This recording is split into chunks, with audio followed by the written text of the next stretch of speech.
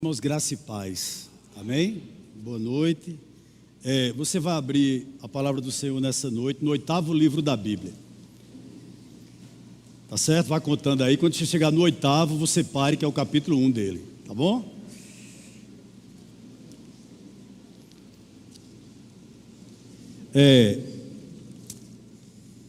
Antes de nós lermos o texto, eu tenho 2 avisos breves, já vou dá-los. Em primeiro lugar, nossa irmã Jéssica, é Jéssica Barros, é? Ela pede oração para o seu irmão, o nome dele é Mateus. Então eu gostaria que você adotasse essa pessoa em oração. Mateus, tá bom? Irmão da nossa irmã Jéssica, que está aqui conosco, congrega aqui conosco. Segundo aviso, rapidinho, próxima sexta-feira, dia 29/3, né? Tem estudo com as mulheres. Então é o clube da Luluzinha, tá certo? Só entra mulher, então você pode vir, trazer uma convidada, tá certo? E será bem-vinda em nome de Jesus. Coloca aí na tua agenda, próxima sexta, dia 29, 7h30, aqui no templo que nós nos reunimos. Todo mundo encontrou? 8º livro da Bíblia, qual é ele, irmãos? Ruth. Nós vamos para o capítulo 1 dela, nessa noite. Dela que eu digo é do livro, então é dele, né? Ruth, capítulo 1, nós vamos ler inicialmente os 5 primeiros versos. O texto nos diz assim: nos dias em que os juízes julgavam, houve fome na terra de Israel.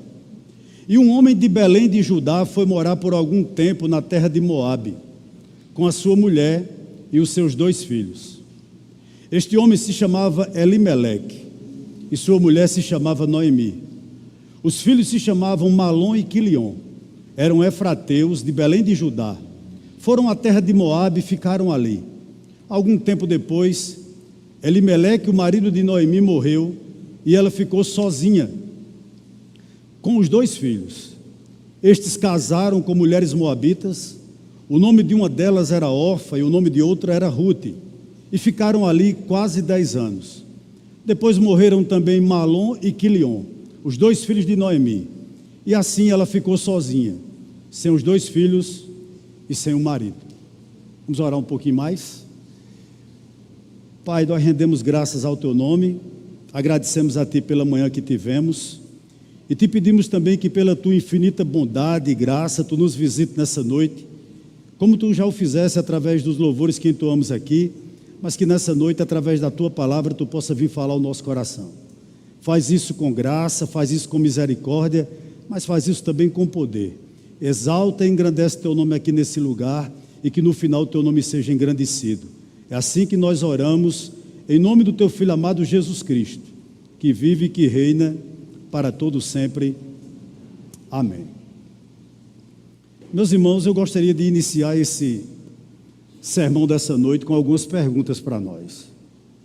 E a primeira pergunta é a seguinte: por que jovens crentes, solteiros, que não conseguem arranjar uma namorada no meio cristão, acabam procurando fora da igreja?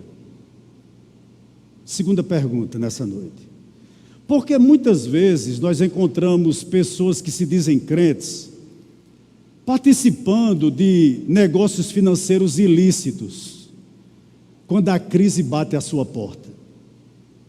Terceira pergunta para nós nessa noite: por que tantos filhos crentes, ou até mesmo não crentes, resolvem viver em rebeldia por discordarem dos conselhos dos seus próprios pais? Quarta pergunta nessa noite: por que o divórcio no meio cristão ainda é uma das alternativas mais utilizadas para tratar as crises matrimoniais? Por que eu fiz essas 4 perguntas como introdução do nosso texto, ou da nossa homilia aqui nessa noite, melhor dizendo? Pelo seguinte: parece-me que o começo do livro de Ruth nos ensina que nas situações difíceis da vida, nós não devemos caminhar por caminhos que o Senhor não aprova. O livro de Ruth, ele inicia exatamente assim, nos dando esse alerta de que nós não devíamos caminhar por caminhos que o Senhor não aprova.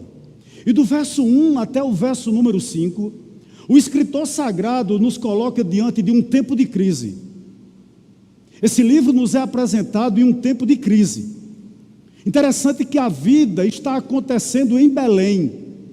E então surge uma crise, como tantas que acontecem em um mundo caído, que assola o meu lar, que assola o seu lar, e que também assolou o lar dessa família de Elimeleque, que era o homem da casa, que era o sacerdote da casa. A crise bateu à sua porta. E uma coisa me chamou a atenção nesse texto. Essa história, ela foi vivida num tempo de instabilidade política e social. A Bíblia diz aqui que foi no tempo onde os juízes julgavam. O verso 1 nos diz isso. Havia em Israel instabilidade política, havia em Israel instabilidade social, havia em Israel idolatria. Então, o povo vivia em pecado. Deus levantava um juiz, por exemplo, Sansão, Gideão, possivelmente essa história foi vivenciada nos tempos que Gideão era o juiz. Deus levantava esse homem libertava o povo de Israel, mas logo que o juiz morria, o povo voltava a pecar. Era um tempo de instabilidade. Quando a situação era aliviada pelo juiz, que ele morria, que ele vinha a morrer, o povo retornava a pecar.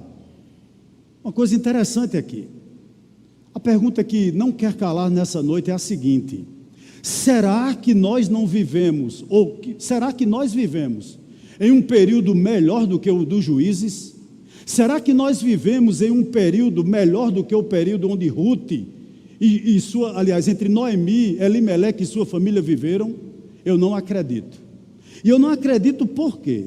Porque a descrição bíblica, lá no livro de Juízes, capítulo 21, verso 25, ele nos diz o seguinte, que nesse tempo aqui, cada um fazia o que era certo, a seus próprios olhos. Como eu já disse em outras pregações aqui nessa noite, nesse tempo aqui não existia verdade absoluta.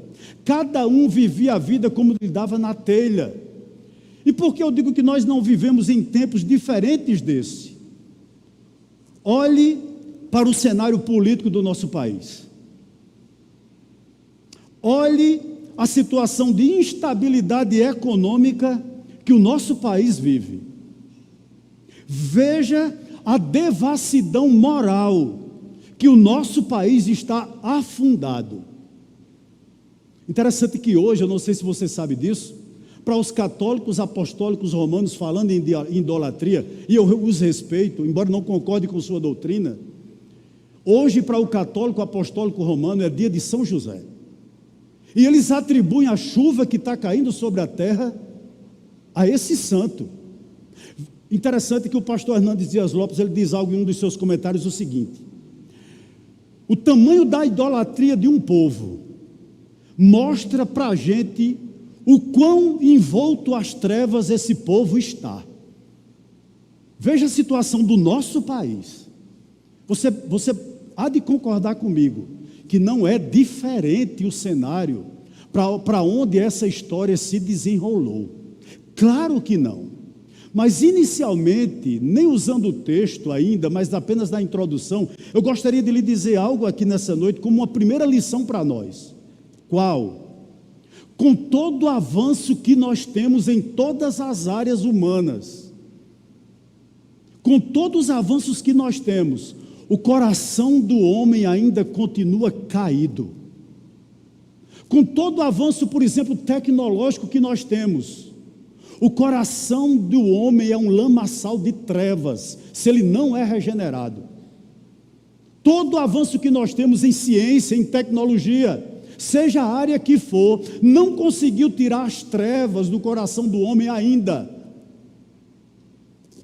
Interessante, irmãos, eu chamo a sua atenção para o verso 1 e 2. Vamos olhar para eles? Eu vou reler. O texto diz que então, nos dias em que os juízes julgavam, houve fome na terra de Israel, e um homem de Belém de Judá foi morar por algum tempo na terra de Moabe, com a sua mulher e os seus 2 filhos. Este homem se chamava Elimeleque e sua mulher se chamava Noemi. Os filhos se chamavam Malom e Quilion, eram efrateus de Belém de Judá. Foram à terra de Moabe e ficaram ali. Vamos parar um pouquinho aqui. O texto nos informa que a terra estava vivendo um período de escassez. Parece um pouco contraditório. Por quê? Porque eles estavam na terra prometida. Eles estavam na terra que custou aos antepassados deles tanta luta para conquistá-la. E era uma terra de fartura. Era uma terra que manava leite e mel. Era uma terra que tinha azeite, que produzia frutos como um cacho de uva, que 2 homens era necessário para levar um cacho de uva. Veja como essa terra era farta. E de repente essa terra tão farta vira um campo de escassez. Que coisa! Imagine viver num tempo desse. Imagine vivenciar uma crise dessa no seio da sua família. A propósito, qual a crise que nos assola? Qual é a crise que está lhe assolando hoje? Talvez uma situação familiar que só piora.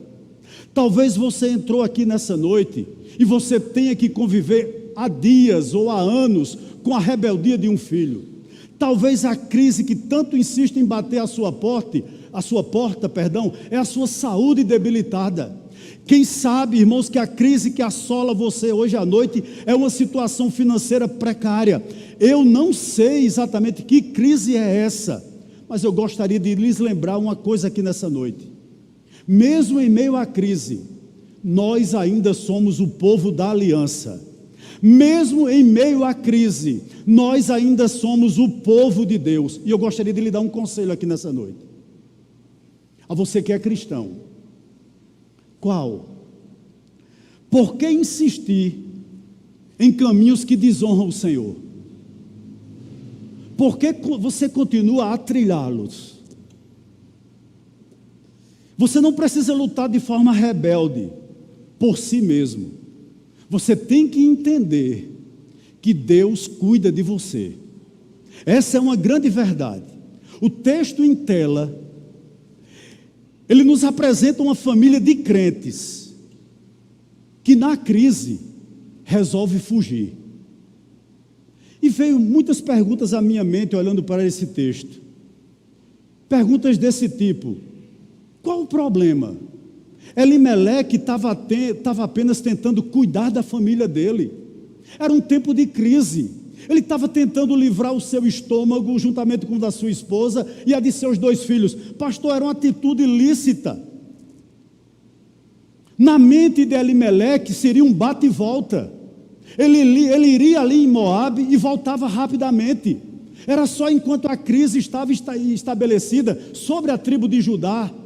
Mas o que me chama a atenção aqui nessa noite, que às vezes nós pensamos assim, mesmo sendo crentes, nós pensamos dessa maneira: eu vou fazer algo ilícito, mas é só por um tempo, é só por esse período, é uma emergência, é uma necessidade, é em prol da minha família, eu estou vivenciando uma situação financeira difícil, eu vou entrar nessa. Eu sei que é ilícito, mas é por um tempo, logo eu volto a comungar de novo, logo eu volto aos caminhos do Senhor de novo. Elimeleque pensava dessa maneira, só que deu errado. Esse é o grande ponto aqui. Por quê? Porque no nosso meio há cristãos que acham que Deus não direciona a vida deles. E por outro lado, no outro extremo, há cristãos que são, entre aspas, mais espirituais, que acham que tudo que ele tem que fazer, Deus tem que revelar. Por exemplo, eu conheço pessoas que ela ficam na frente da minha casa lá, em uma determinada igreja, e ela faz o seguinte propósito: se passar 3 carros brancos, eu vou para a Assembleia de Deus. Mas se passar 3 carros amarelos, eu vou para Brasil para Cristo. Ela enxerga a vida dessa maneira. Há muitos cristãos que enxergam a vida dessa maneira. E deixa eu lhe dar uma dica aqui, importantíssima para você. Não precisa abrir. 1 Tessalonicenses 4:3, Paulo escrevendo aos Tessalonicenses diz o seguinte: pois a vontade de Deus é a santificação de vocês. Conselho para você que está em dúvida sobre a direção que deve tomar. Conselho para você que está em dúvida sobre o emprego que deve assumir. Conselho para você que talvez tenha uma decisão a tomar amanhã. Abra seus ouvidos com base em 1 Tessalonicenses 4:3.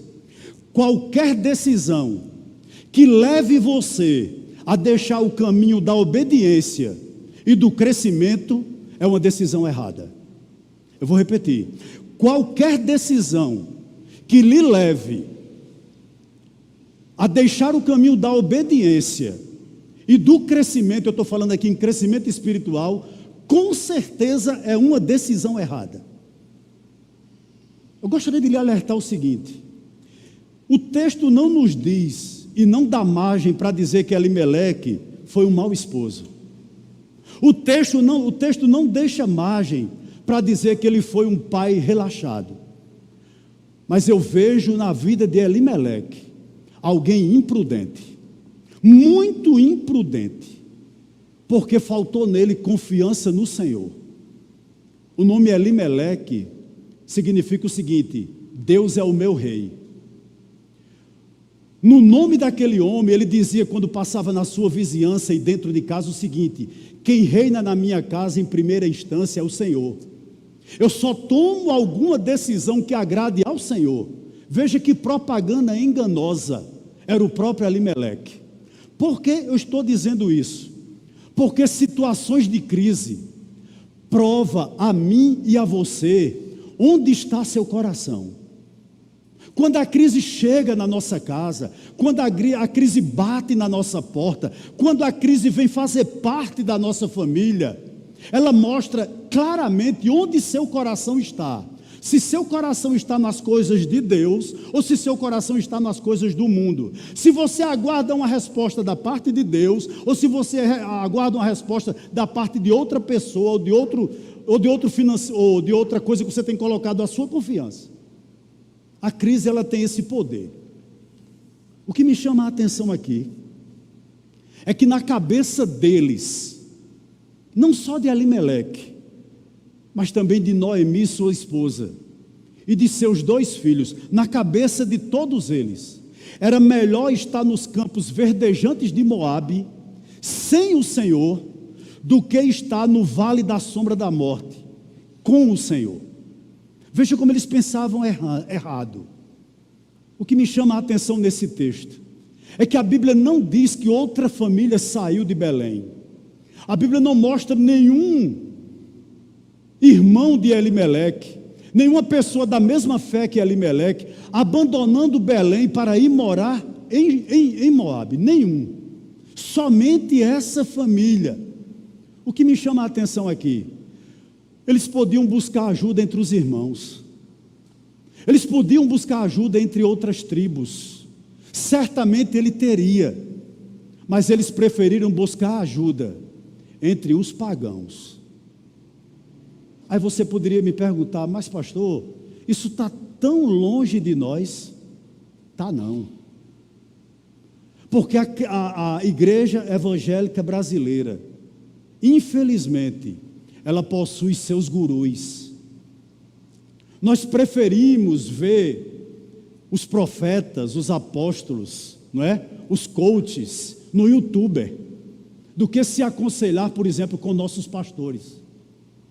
Nós preferimos buscar ajuda financeira, talvez a um gerente de banco, o que não há nada de errado com isso, talvez em um investimento, mas nunca nós pensamos em nossos irmãos da fé. Olha como nós somos parecidos com Elimeleque. Ele buscou ajuda no meio dos pagãos, e nós também somos assim. Eu gostaria de lhe lembrar uma coisa que talvez você não lembre ou não saiba. Os moabitas nunca foram auxiliadores. Os moabitas nunca foram pessoas confiáveis, e eu lhe provo biblicamente. Lá em Deuteronômio capítulo 23, versos 3 e 4, eles negaram pão e água quando Israel vinha subindo do Egito. Vocês estão lembrados que foram os moabitas que contrataram um profeta chamado Balaão, para quê? Para amaldiçoar o povo de Deus. O que é que eu estou querendo dizer com isso? Que os moabitas não eram pessoas confiáveis, mas eles foram buscar ajuda no meio desse povo. E você poderia me perguntar: pastor, essa decisão foi desastrosa? Sim, por algumas razões. Primeira, Elimeleque principalmente, mas Noemi também, expõe seus filhos ao casamento com pagãos. Ela leva seus 2 filhos, tira seus 2 filhos de dentro de Judá, de dentro de Belém, e leva para Moabe. Eu lhe pergunto, qual o crente que tinha em Moabe? Qual eram as adolescentes em Moabe que eram crentes? Nenhuma. Então aqueles pais tiram os seus filhos, por assim dizer, da igreja, e dá a única oportunidade a eles, que eles não tinham o dom do celibato, de se casarem com mulheres pagãs. Segunda decisão desastrosa, tomada por ele. Não havia adoração ao Senhor em Moabe. Deus havia prescrito um lugar para que o povo pudesse adorar. Ainda existiam sacerdotes, ainda existia nesse tempo o sistema sacrificial. O povo tinha que ir ao tabernáculo, tinha que levar seus sacrifícios. Deus se encontrava com o seu povo em um lugar, no tabernáculo. Era uma representação de que Deus estava no meio dele. Havia prescrição para o culto, porque o culto nunca pode ser bagunçado. Então o povo tinha que ir para aquele lugar, prestar o culto segundo Deus. Ou seja, o único lugar de adoração possível para Elimeleque e sua família era onde? No tabernáculo. E ele tira a sua família de lá. A família deixa de participar das festas dos tabernáculos, da festa da Páscoa. Não havia lá tabernáculo em Moabe. E interessante, em outras palavras, para que a gente possa contextualizar, não havia igreja onde ele e seus filhos e sua esposa pudessem congregar. Interessante que a irmã Janeide já falou isso aqui há um bom tempo atrás. Eu não me esqueço nunca, ela disse mais ou menos o seguinte: quando nós decidimos a casa, quando nós decidimos a mudança da nossa família para algum lugar, essa mudança ela é baseada em quê?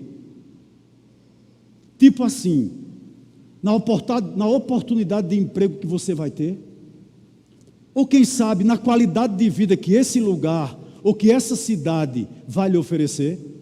Será que nós baseamos as nossas mudanças pela universidade que a cidade que nós vamos morar pode oferecer a nossos filhos? Pelas oportunidades de emprego que eles vão oferecer a nossos filhos? Ou irmãos, ou as nossas mudanças são baseadas na seguinte maneira: existe uma igreja cristã para eu congregar? Existe uma igreja bíblica para eu servir?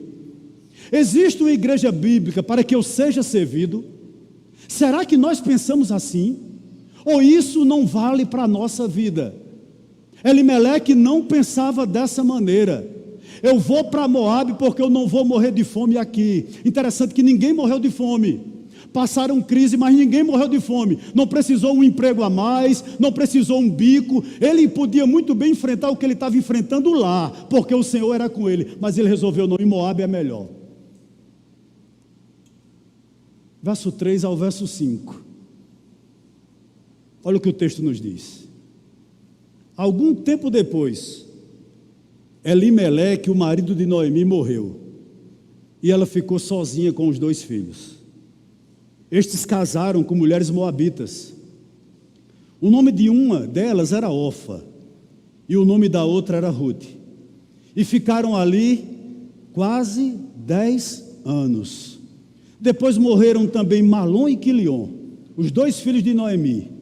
E assim ela ficou sozinha, sem os 2 filhos e sem o marido. Meus amados irmãos, deixa eu dizer uma verdade aqui, pura e simples para você. O pecado, ele nunca é estéril. Ele dá cria. O pecado tem seus filhotes. Não brinque com ele, não.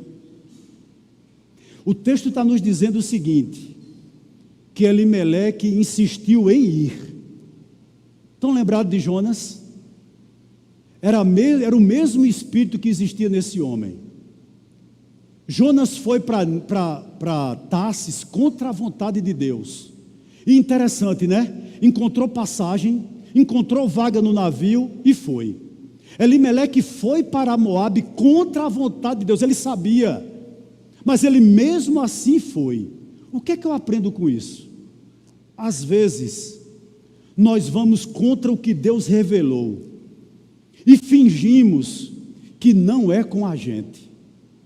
Às vezes nós trilhamos um caminho de pecado e nós sabemos que é pecado, mas a gente finge que não é com a gente. O que o livro de Ruth nos informa também é o seguinte: que o caminho da vida não é simplesmente buscar o melhor para nós, mas é o seguinte: o caminho da vida é viver no caminho do Senhor, embora seja difícil, e é difícil mesmo, é um caminho de renúncia. Mas voltando à questão do pecado, que eu disse que não é estéril, eu tenho um alerta para nós nessa noite. Nossos pecados, eles não são seguros. Ele nunca fica onde nós o colocamos. Tem crente que pensa assim, né? Eu vou pecar, eu vou fazer algo de errado. Fica aí, eu vou viver minha vida, agora você fica aqui. Pecado, fica aqui. Não me acompanho, engano. Uma família em desobediência, e o pecado seguiu ele. Essa família. O que é que eu quero dizer com você? Pecado tem consequências. Sempre. O texto nos informa que Elimeleque morre. E eu lhe faço uma pergunta nessa noite: quem agora está na responsabilidade daquela família? Não é Noemi, é o filho dela mais velho. E ele sabia que devia voltar. A atitude daquele filho para com a sua família, para com seu irmão mais novo e para com a sua mãe era o seguinte: mamãe, vamos voltar, aqui não está dando certo, papai morreu. Mas irmãos, ele não faz isso. Ele deveria retornar à terra prometida, porque ele sabia disso. O que é importante aqui, abra seus ouvidos por gentileza. Mais fácil do que sair do caminho do Senhor é permanecer fora dele. Você vai se acostumando. Há um texto, não precisa abrir, eu vou citá-lo. A carta aos Hebreus, capítulo 10, verso 25, diz o seguinte: não deixemos de congregar, como é o costume de muitos. O que é que está acontecendo aqui? O que está acontecendo aqui é que esse povo já fazia 10 anos que estava em Moabe. Eles já haviam se acostumado a ficar longe, a ficar fora, por assim dizer, da igreja. É assim comigo e com você também. Quantos de nós não temos um alvo? Por exemplo, e é lícito passar em um concurso. Mas aí nós começamos a estudar veementemente para passar num concurso. E começamos a faltar cultos para passar em um concurso. E o que eu acho interessante é que esse costume de não vir aos cultos, ele começa a tomar conta do nosso coração e vira algo corriqueiro, e vira algo normal. A pandemia nos mostrou isso, inclusive comigo. Nós começamos a fazer culto online, e era muito, digamos assim, no começo era ruim de se acostumar, essas cadeiras todas vazias, mas com o tempo eu já não queria vir mais, já queria fazer até os cultos no meu gabinete lá em casa, sabe? Colocar uma câmera lá e os irmãos ficavam online. Veja como isso é terrível, é nocivo para mim e para você. É assim que acontece conosco. Eu acho o seguinte, né? Quando Elimeleque morreu, claro que Noemi teve um baque, mas ela ainda tinha 2 filhos. E ela deve ter pensado: meu esposo morreu, mas pelo menos eu ainda tenho 2 filhos. Agora eu quero chamar você para entrar comigo na casa de Noemi viúva. Você imagina o diálogo entre ela e aqueles 2 filhos, que chegaram para a mãe deles e disseram o seguinte: mamãe, nós estamos namorando. E ela deve ter tomado um susto e disse: com quem?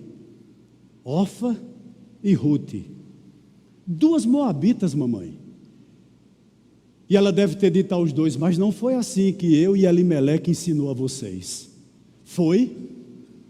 E eu creio que Malom e Quilion fitaram ela nos olhos e disseram o seguinte: mas mamãe, a gente já está fora mesmo, a gente já não está indo para a igreja mesmo, um pecado a mais, um pecado a menos, qual é o problema disso? é o problema disso, mamãe. Não faz a menor diferença, né? Interessante. Eu vejo com muito cuidado e tristeza o fato de pais crentes não trazerem os filhos para a escola dominical. Eu vejo com preocupação e tristeza pessoas que têm filhos crentes e não fazem culto familiar. Eu concordo contigo, sabe, Janeide? Como o começo é importante. Como o começo é importante. É muito difícil você trocar a roda do carro com um carro em movimento. O que me chama a atenção aqui nesse texto também é que brutalmente a Bíblia relata que morreram os 2 filhos de Noemi. Veja que coisa terrível. Na lei natural da vida, né? Muitas vezes nós pensamos que nossos filhos irão nos enterrar. Dificilmente um pai ou uma mãe tem a terrível missão, a desagradável missão de enterrar os seus filhos. Essa é uma dor que eu não desejo a ninguém. Deve ser uma dor extremamente terrível. Enterrar um filho, ela teve que enterrar os 2. Veja que dor. E veja o pesadelo dessa mulher que saiu de Judá e veio morar entre os moabitas. Acompanhe comigo o pesadelo de Noemi. Ela está viúva, ela está sem filhos para cuidar dela, ela está longe da sua terra, ela está longe do seu povo e sem dinheiro. Veja que drama terrível dela. O que é que eu aprendo aqui? Todo o plano de Noemi era como areia fina em suas mãos, escorria pelos dedos. Ela não podia retê-lo. É assim nossos planos terrenos. Tantos planos que nós fazemos, de repente em um segundo, a nossa vida vira de ponta cabeça. Todos os nossos planos escorrem pelos dedos, e nós não temos mais controle. Na realidade nós nunca tivemos. E a pergunta que eu me fiz lendo esse texto é a seguinte, ou foi a seguinte: o que virá no futuro? Para mim, para você, será que é uma promoção no emprego? Ou será que é um desemprego? Será que o que nos aguarda é a bênção de um filho? Ou o sepultamento do mesmo? Será que o que nos aguarda é uma saúde de ferro? Ou uma enfermidade? Sinceramente, eu não sei. Mas uma coisa eu sei com certeza: viva no conforto de saber que você é o povo da aliança com o Senhor e que Ele o ama. E mais, quando se trata do Senhor, sempre há esperança. Eu gosto muito de uma frase de Martinho Lutero. Na realidade, de uma citação dele, quando ele diz o seguinte: eu não sei por qual destino, ou por qual caminho eu tenho andado, mas eu confio muito bem no meu guia. Isso é válido para mim, isso é válido para você também, como era válido para Martinho Lutero. Detalhe, né? O reformador Martinho Lutero, ele enterrou 2 filhas dele. E no enterro de uma delas, ele conversando com elas, uma delas, com a que estava para morrer, ele diz o seguinte, eu não lembro se era Elizabeth o nome dela, alguma coisa desse tipo. Ele diz o seguinte: minha filha, você está preparada para morrer? E a filha dele diz o seguinte: estou, papai. Eu vou me encontrar com o meu verdadeiro pai. E ele faz uma oração breve, e no final ele acaba a oração dele dizendo o seguinte: com H, ressurreição da carne. O que era que ele estava dizendo? Um dia eu verei novamente a minha filha. Mas ele ficou abalado. Se o grande reformador Martinho Lutero se abalou com a morte de uma filha, na realidade de 2, imagina Noemi, Imagine eu, imagine você. O que é que eu quero lhe dizer aqui? Eu quero lhe chamar a sua atenção para o verso 6 e 7. Olha o que o texto vai nos dizer. Então Noemi voltou da terra de Moabe com as suas noras, porque ainda em Moabe ouviu que o Senhor havia se lembrado do seu povo. A minha versão diz dando-lhe alimento, mas outra versão diz dando-lhe pão. Assim, ele saiu do lugar onde havia morado e as duas noras estavam com ela, enquanto caminhava voltando para a terra de Judá. Uma coisa interessante aqui. Quem conduziu Noemi de volta? Quem trouxe Noemi de volta para Judá? Foi ela? Foi Orfa? Foi Ruth? Não. Foi o próprio Deus que conduz ela de volta. Sabe por quê, irmãos? É o próprio Deus que nos conduz ao arrependimento. É o próprio Deus que nos faz retornar. É a graça, a misericórdia, a fidelidade de Deus que nunca nos abandona. O que é lindo aqui nessa história, o que é precioso aqui nessa história é o seguinte: o povo de Deus sempre pode voltar. Olha o que o texto diz em 1 João capítulo 2, verso 1, não precisa abrir.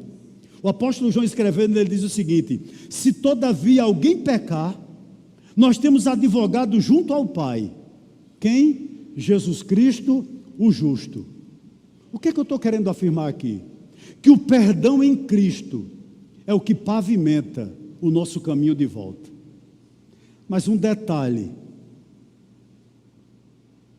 o povo de Deus pode voltar, é verdade, é verdade. Você que está aí nessa noite, você pode voltar. Mas como Noemi, você precisa engolir o seu orgulho. O que me chama a atenção aqui, ela sai de lá, a gente vai ver isso aqui bem um pouco mais na frente. Ela sai de Belém ditosa. O que significa isso? Ela sai de Belém bela, ela sai de Belém rica. Mas como ela volta a Belém? Ela volta pobre, ela volta acabada, ela volta praticamente sozinha, ela volta viúva, ela volta sem filhos, com 3 atestados de óbito no bolso. O que é que podemos aprender aqui? Como vai ser o nosso retorno? Talvez haja aqui no nosso meio pessoas que devam retornar. E talvez seu retorno comece por perdão. Quem sabe o seu retorno comece você abrindo mão de algumas coisas que você valoriza. Talvez você nunca tenha pensado sobre Deus, sobre a salvação em Cristo Jesus. E hoje a palavra do Senhor ao seu coração é essa: retorne, quebre seu orgulho, libere perdão, retorne, volte, chegue-se para Deus. Verso 8 ao verso 15, olha o que o texto nos diz. E esse texto, para mim particularmente, irmãos, ele era muito intrigante. E eu vou dizer o porquê, do 8 ao 15, essa porção desse texto. Verso 8 diz o seguinte: Noemi disse às suas 2 noras: vão agora e voltem cada uma para a casa de sua mãe, e que o Senhor seja bondoso com vocês, assim como vocês foram bondosas com os que morreram e comigo. Elas foram boas esposas e aparentemente eram boas noras. Verso 9: o Senhor faça com que vocês sejam felizes, cada uma na casa de seu novo marido. E deu um beijo em cada uma delas. Elas, porém, começaram a chorar alto e lhe disseram: não, nós iremos com a senhora para junto do seu povo. Mas Noemi disse: voltem, minhas filhas. Por que vocês iriam comigo? Vocês acham que eu ainda tenho filhos em meu ventre para que se casem com vocês? Voltem, minhas filhas. Vão embora, porque sou velha demais para ter marido. E ainda que eu dissesse: tenho esperança, ou ainda que casasse essa noite e tivesse filhos, será que vocês iriam esperar até que eles viessem a crescer? Ficariam tanto tempo sem casar? Não, minhas filhas, a minha amargura é maior do que a de vocês, porque o Senhor descarregou a sua mão contra mim. Então de novo choraram em alta voz. Orfa, com um beijo, se despediu de sua sogra, porém Ruth se apegou a ela. Então Noemi disse: veja, a sua cunhada voltou para o seu povo e para os seus deuses. Vá você também com ela. Por que eu digo a você que esse texto por muito tempo foi intrigante para mim? Porque eu não conseguia entender logo no início da minha fé por que Noemi não queria que elas voltassem com ela. Eu ficava sem entender. Por que ela insistia tanto que Ruth e Orfa continuassem em Moabe, quando na realidade ambas queriam retornar com ela? Por quê? Eu me questionei muito sobre isso. Mas eu encontrei a resposta. Eu penso o seguinte: talvez pelo fato de levá-las para Belém, a simples presença daquelas mulheres, daquelas noras, ao lado de Noemi, era com certeza um lembrete de que ela e Elimeleque tinham feito bobagem na terra prometida. Ao sair de lá e ao casar os filhos dela, ou deles, com mulheres pagãs, parece que Noemi queria rasgar essa página da vida dela. Não há coisas que nós fazemos que muitas vezes nós envergonhamos e a gente pensa assim: ah, se eu pudesse riscar, ah, se eu pudesse apagar da minha vida. Eu tenho uma boa notícia para você: há coisas que a gente não pode mudar, portanto perdoe. Noemi não queria que elas voltassem, porque aquelas duas moças que tinham sido boas mulheres pela graça comum, que tinham sido boas noras pela graça comum, era um tipo de um memorial para ela, para que ela lembrasse que bobeira ela e Elimeleque tinham feito.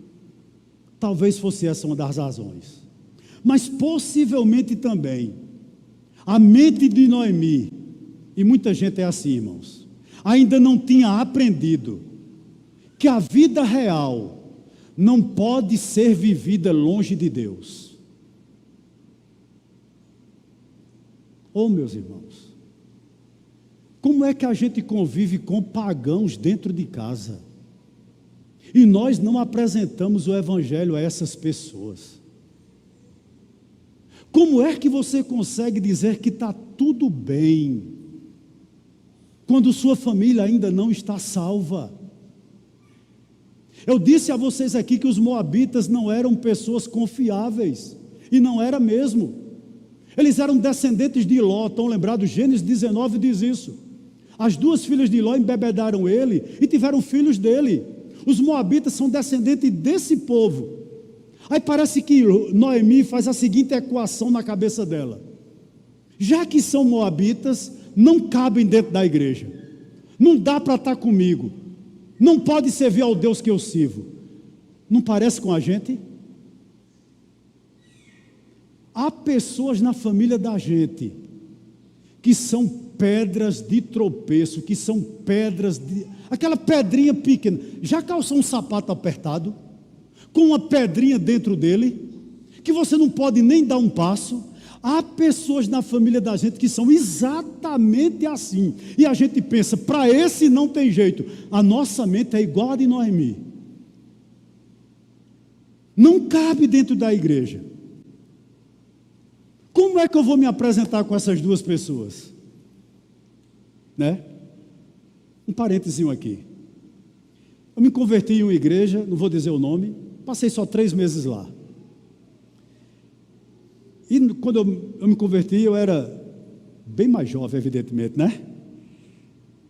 E eu tinha algumas besteiras com roupa, com essas coisas. E quando eu chegava na igreja, aí meu pastor estava terno preto, uma gravata verde-limão, uma camisa laranja, uma calça branca e um tênis.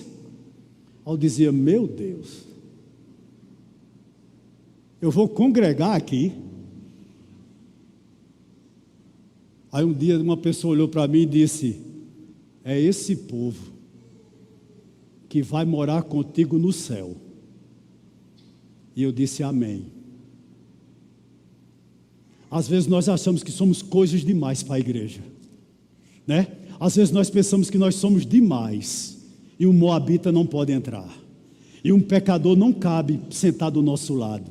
E uma pessoa, por exemplo, com todo respeito, é um trabalho digno, que recicla papel, não pode sentar aqui do nosso lado, porque parece que nós somos diferentes. Olha a mente de Noemi, na minha mente e na sua. Noemi pensava assim. Verso 16 ao 18. A gente já vai partir para o final. Olha o que o texto nos diz. O verso 16 diz o seguinte, olha a resposta de Ruth. Porém Ruth respondeu: não insista para que eu a deixe, nem me obrigue a não segui-la. Porque aonde quer que você for, irei eu. E onde quer que eu pousar, ali pousarei eu. O seu povo é o meu povo, e o seu Deus é o meu Deus. Onde quer que você morrer, morrerei eu, e aí serei sepultada. Que o Senhor me castigue, se outra coisa que não seja a morte me separar de você. Quando Noemi viu que Ruth estava mesmo decidida a acompanhá-la, deixou de insistir com ela. Uma pergunta aqui nessa noite: o que Ruth está deixando, né, para voltar juntamente com a sua sogra? Uma situação de provável segurança financeira. Em Moabe ela tinha chance de se casar. Em Belém, possivelmente não. Ela não tinha garantia que ela poderia casar com outra pessoa, porque ela não tinha a mesma fé, ela era estrangeira. Talvez ela fosse ser mal vista lá. Com certeza, ela não estava preocupada com isso, se ia casar ou não. Ela não estava preocupada com isso. Na realidade, Ruth estava preocupada em se desligar do seu passado de idolatria. Ela estava abrindo mão dos seus deuses. Ela estava abrindo mão da sua idolatria. Ela estava abrindo mão do seu pecado pecaminoso. Isso chama-se conversão. Abrir mão do nosso passado. Cortar todos os laços que nos unia a uma antiga maneira de viver e se revestir de um novo homem. Era isso que ela estava fazendo. Interessante no verso 17, né, quando ela diz: onde quer que você morrer, morrerei eu. Ela não se tratava de um pacto suicida. Ruth não estava dizendo à sua sogra o seguinte: Noemi, quando você morrer, eu tiro a minha vida também. Não era isso que ela estava falando. O que era que ela estava dizendo? Ela estava dizendo à sogra dela o seguinte: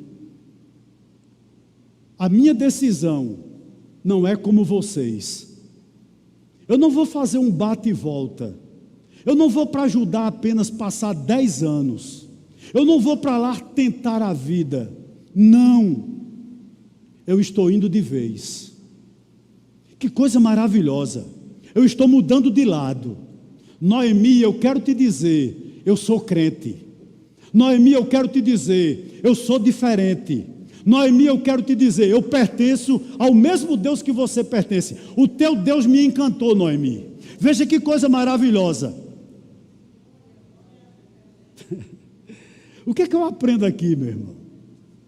Que todos nós que estamos aqui, durante quase toda a nossa vida, nós temos que fazer escolhas diante de nós.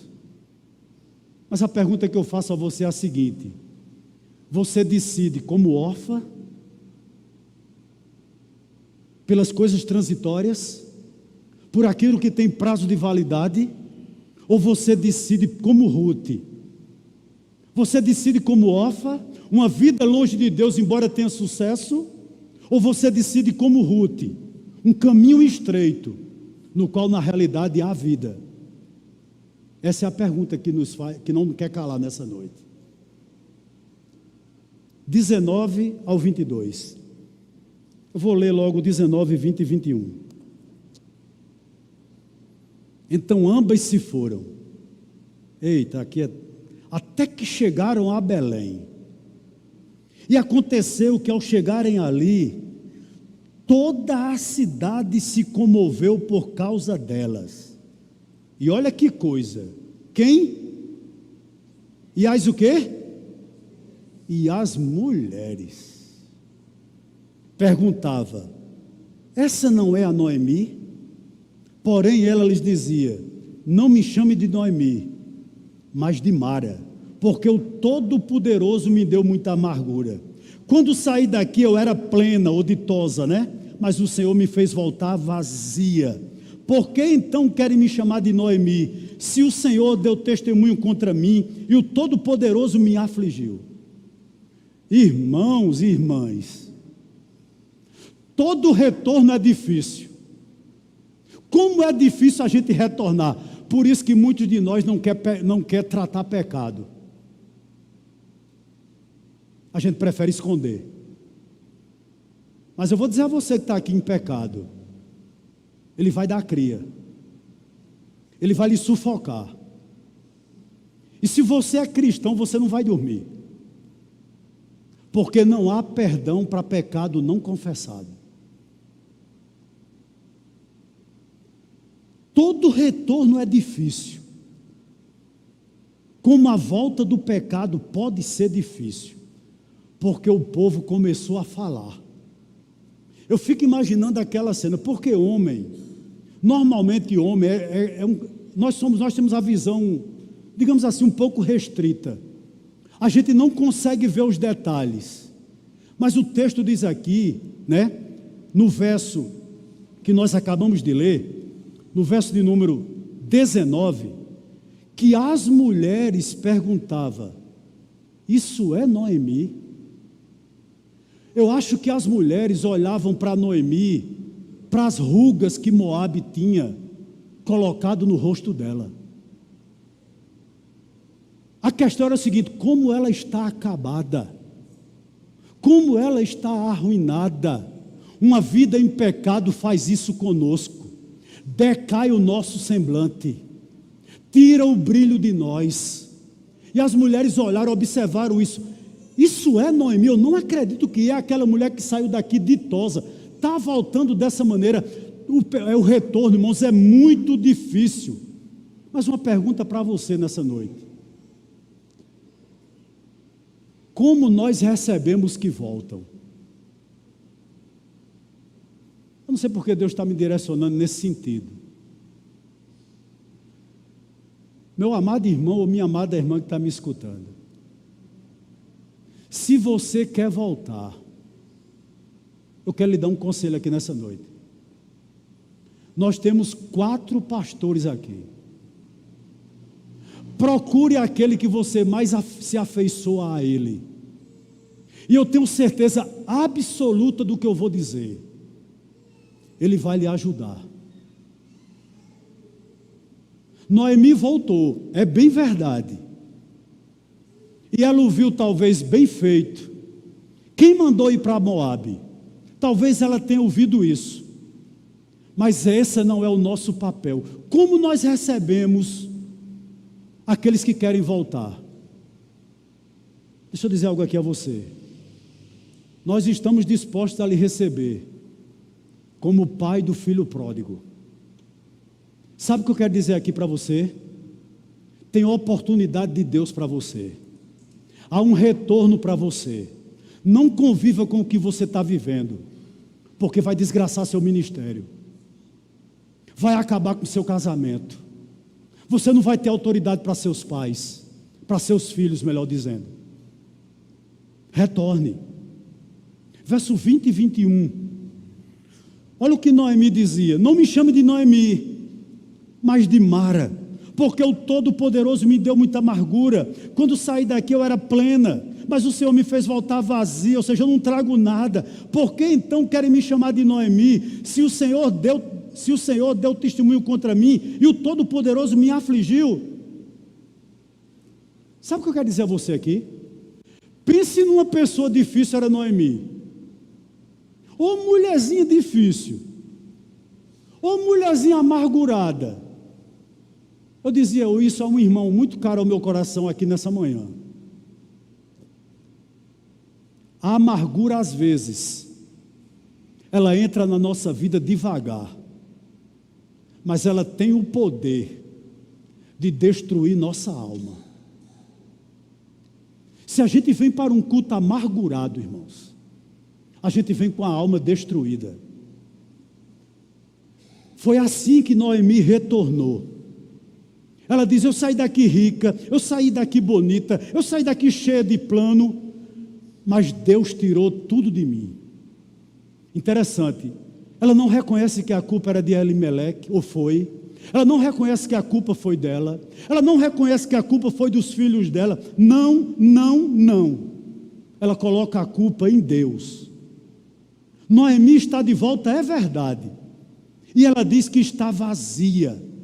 E ela diz que está sem nada. Por favor, pense comigo. Quando ela chega na porta de Belém, ela diz tudo isso: eu estou vazia, eu não tenho nada. Eu lhe pergunto, quem estava de lado dela? Quem? Quem? Como é que essa mulher estava se sentindo? Eu acho que Ruth deve ter cruzado os braços, olhado para Noemi e disse o seguinte: pense numa velha chata. Pense numa velha que não reconhece nada na vida dela, é ou não é? Eu aqui, e ela está dizendo que volta vazia. Como a gente se parece com Noemi? Por quê, pastor? Talvez você esteja aqui nessa noite e você tenha um emprego que ganha um salário mínimo. E muitas vezes você não olha que o nosso país possui milhões de desempregados. Ontem, debaixo daquela chuva torrencial, uma coisa me chamou a atenção. Um rapaz com uma carroça daquela feita de geladeira, reciclando o lixo. Um trabalho digno, é verdade. Mas como Deus falou ao meu coração, né? Como a vida se mostra dura para alguns. E às vezes nós temos um emprego que ganhamos um salário mínimo apenas. Não reconhecemos que existem milhões de desempregados ao nosso lado, que daria tudo para ter nosso emprego, mas a gente vive murmurando dentro do emprego. Segundo, eu sei que não foi Deus, mas te prometeram picanha. E hoje talvez você esteja comendo simplesmente ovo. Eu gostaria de dizer a você aqui nessa noite: há muitas pessoas que nem isso podem comer e não reclamam do que têm ou do que faltam.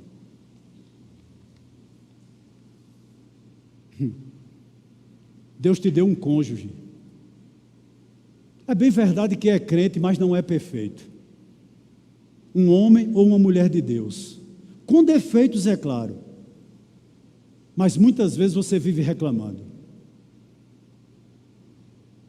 Uma pessoa que se esforça para manter teu casamento, uma pessoa que tem se esforçado por você, e você não o valoriza.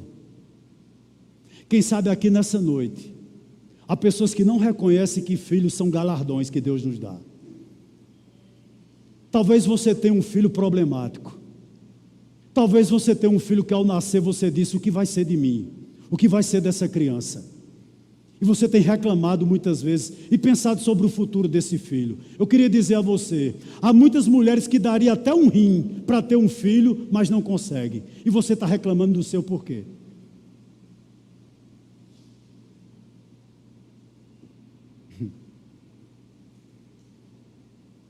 Hoje eu recebi um videozinho bem curtinho do pastor Hernando Dias Lopes. Ele dava um testemunho seguinte, que um pastor amigo dele foi fazer um casamento, e ele era pai de 2 filhas, e quando o casamento estava se aproximando da data para ele celebrar, a esposa dele chegou para ele e disse: filho, nós temos que comprar pelo menos 3 pares de sapato, um para mim e um para cada uma das meninas. E o pastor disse: vem cá. E foi lá no closet com ela, abriu o closet dela e das filhas e contou 158 pares de sapato. E disse: você quer outro par de sapato para quê?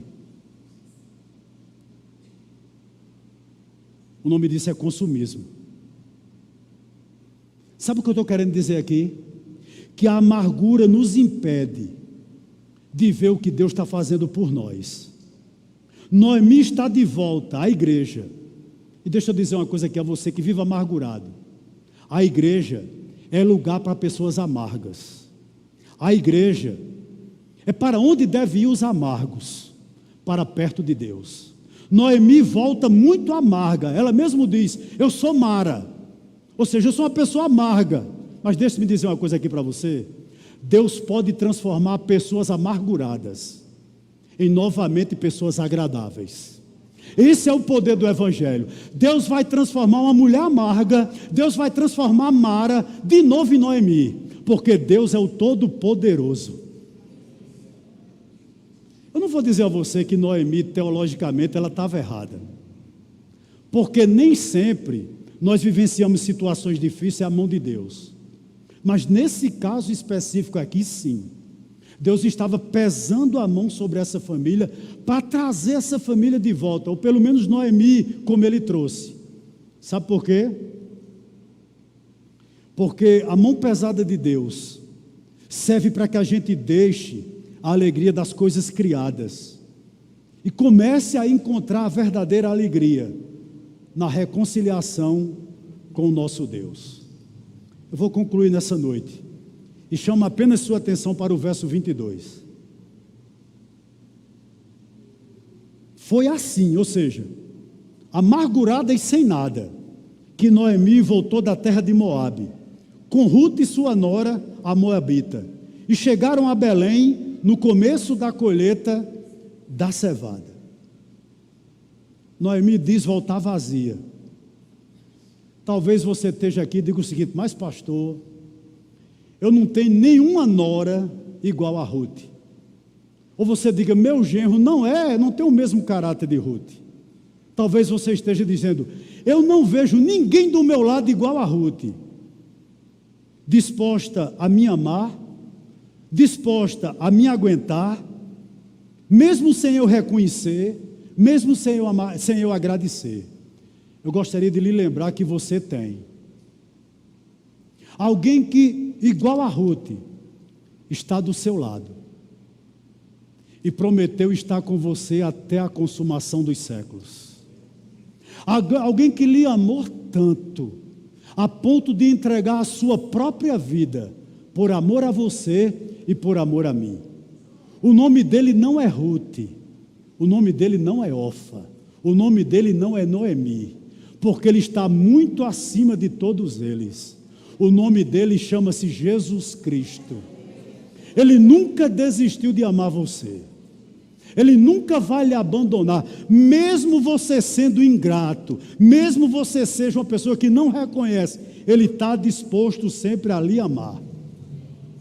Você tem ou não tem alguém melhor do que Ruth ao seu lado? Com certeza sim. Mas eu termino dizendo o seguinte: não importa como você está aqui, talvez como Noemi, afastada, talvez como Ruth, você é um estrangeiro a esse ambiente, você ignora a igreja, você não tem familiaridade com a igreja, não importa como você está aqui, eu só quero uma coisa, só peço uma coisa: não seja como Orfa, não deixe de vir. Sabe por quê? Porque lá fora não tem pão, mas no meio do povo de Deus nunca faltará pão. Tá certo? Há pão na casa do pão, e o nome do pão é o pão da vida. Ele chama-se Jesus Cristo de Nazaré. Por isso nós somos saciados. Por isso nós somos saciados. Louvado seja Deus por isso. Glória seja dada ao nome do nosso Deus. Amém.